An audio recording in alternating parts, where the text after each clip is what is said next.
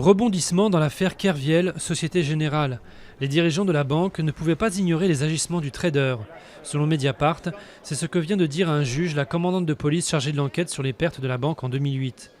La Société Générale a elle toujours affirmé que Kerviel était l'unique responsable des fraudes qui ont entraîné une perte de 4,9 milliards d'euros.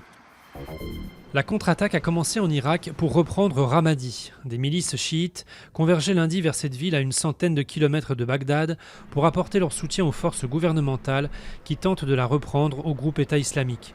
En Syrie, les djihadistes ont heureusement été repoussés par les forces syriennes à la périphérie de Palmyre, superbe cité antique pour l'instant préservée. L'opposition réclame la démission du Premier ministre. Plusieurs dizaines de milliers de personnes ont manifesté dimanche en Macédoine contre le chef du gouvernement conservateur Nikola Gruevski, en poste depuis 9 ans et mis en cause pour corruption et dans un scandale d'écoute. Celui-ci a refusé de quitter le pouvoir, mais plusieurs de ses ministres ont démissionné.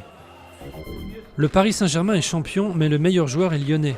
L'attaquant Alexandre Lacazette, actuel meilleur buteur du championnat, a reçu dimanche soir le trophée de meilleur joueur du championnat de France, succédant au Parisien Zlatan Ibrahimovic.